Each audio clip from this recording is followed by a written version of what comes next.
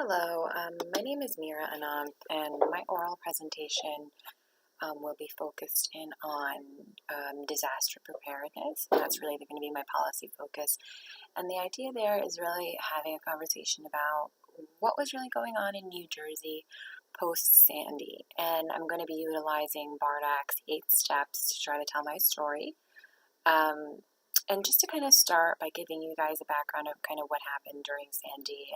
As you probably know, in October 2012, Hurricane Sandy hit New Jersey, parts of New York, Connecticut, and other parts of the United States. And the bottom line there was that the storm damaged homes, businesses, it displaced many individuals, and even took lives.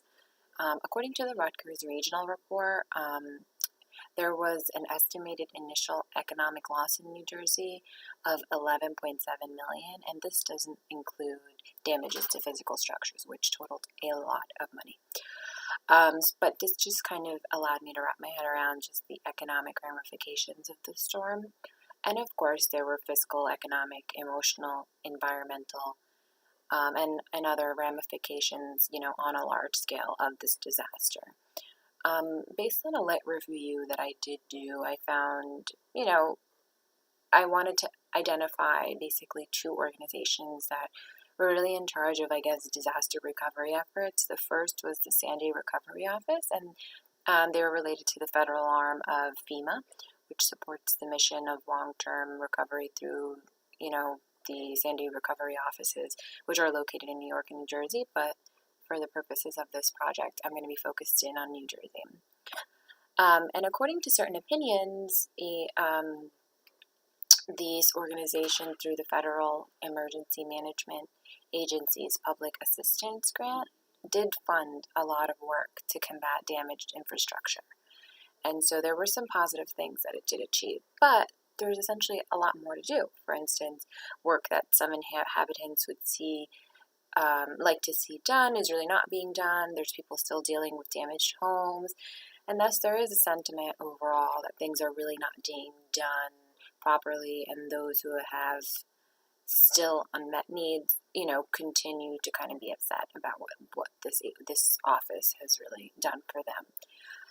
The Department of Environmental Protection has a webpage dedicated to connecting individuals and other stakeholders who have a vested interest in change making and rebuilding after Sandy. And so this organization basically has a webpage I found online where there's a number of different resources. And what I found that they really do, they're facilitators of federal Sandy funding as well. And they have progress reports to report expenditures. So, that was really interesting. But some critiques about this organization and how they've been really having a hand in Sandy recovery was really how fast things are being done.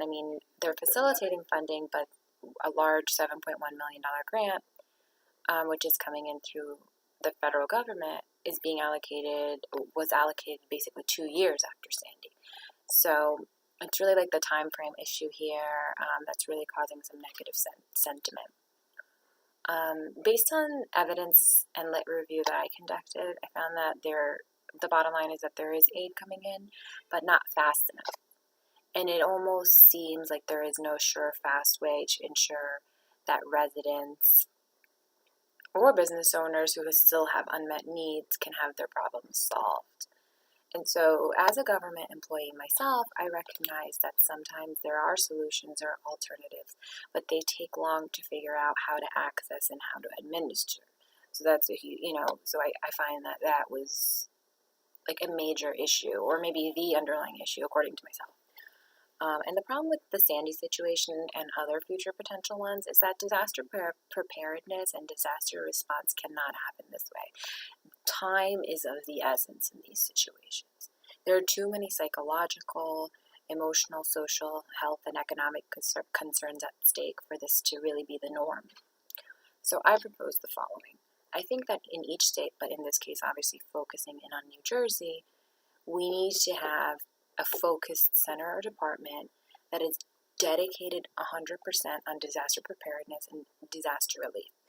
So I'm going to flesh out like the different parts of the organization, but first there should be volunteers who have identified themselves in advance of the disaster, who are going to remain committed to each town in the state in the event of the disaster. So these representatives are committed to essentially chronicling the needs of residents and business owners in that area.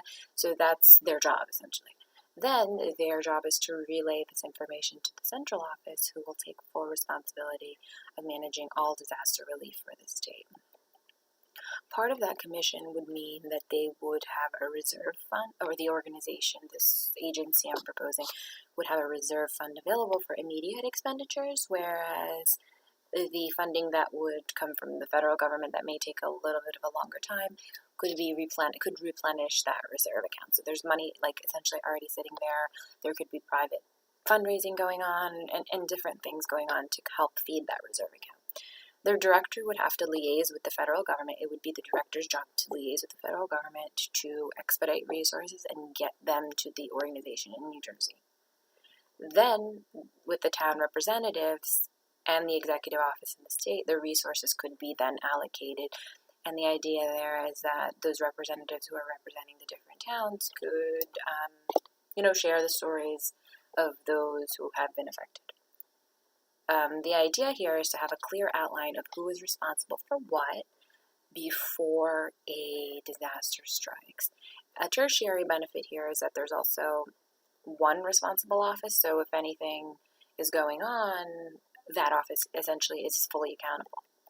And then the office should then file quarterly reports, and there should be some type of measure for basically what's going in these reports, and obviously consulting with experts in the field to compile the content for the reports, but I can't really speak to that right now.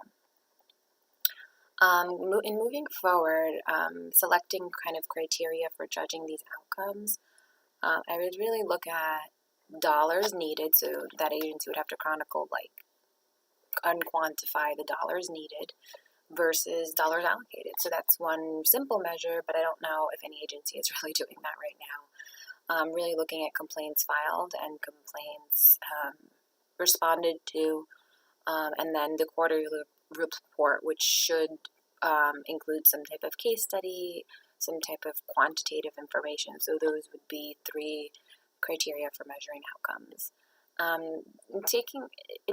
Moving on and taking a look at confronting the trade-offs or looking at the cost-benefit here with this project, I think one potential negative or cost would be that when you have one organization responsible for something, if it's not working and if it falls flat, then you have kind of what's the alternative? So there's a big risk there. However, a positive associated with this is that when there's one central body, you can consolidate resources. There's less redundance in terms of state resources, and then so as far as funding, hopefully saving us money as a state, and then the fact that my proposal incorporates the use of volunteers to represent towns, that's another cost saver because hopefully they won't get paid, and they're just kind of doing this out of the goodness of their heart, but to represent their town. As a decision maker, I would before making this decision, because it would involve a lot of resources and it's a huge deal, I would basically create some sort of model for this, maybe by using a university or graduate students, and kind of create a test, maybe have the graduate students react to a disaster on campus and kind of go through the different steps here. It may be difficult to find maybe a disaster in New Jersey, maybe we want to look at another state, but the bottom line is I would create a model for this project before actually implementing it. And I think because there was so much dissatisfaction with, I think nationwide, with disaster preparedness and how obviously there were some clear shortfalls, that this is a nice alternative, and so ultimately I would feel I would make the decision to go ahead with it. And as far as telling my story as the final step here for Bardach's model, I would really kind of highlight the benefits associated with my proposal and juxtapose that with the negatives associated with the previous model, and really kind of bring it into layman's terms, clarify, simplify, because the idea here is really creating a framework before the disaster hits, and also getting a really clear idea of what resources are available before a disaster hits. Excuse me.